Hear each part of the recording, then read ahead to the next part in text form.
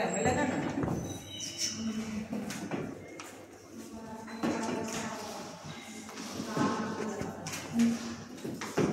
Everyone. నా పేరు శ్రీకాంత్. నేను కరీంనగర్లో నివాసం ఉంటాను. ఇతను మా బాబాయ్ రాజమల్లు. ఒక 2 రోజుల ముందు గంగా స్నానానికి వెళ్ళినప్పుడు తను అక్కడ కాలు జారి పడడం జరిగింది. దానివల్ల తొంటిలో కాలివ్వడం జరిగింది. నేను నా బంధువులని, నా ఫ్రెండ్ సర్కిల్లో సంప్రదించగా అందరూ కూడా ఆదర్శ హాస్పిటల్కి వెళ్ళమని సజెస్ట్ చేశారు. ఆ సజెషన్ మీద మేము ఆదర్శ హాస్పిటల్కి వచ్చి ఇక్కడ జాయిన్ అవ్వడం జరిగింది.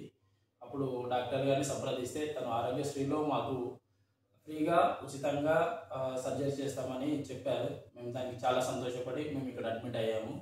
తర్వాత మాకు సర్జరీ చేశారు.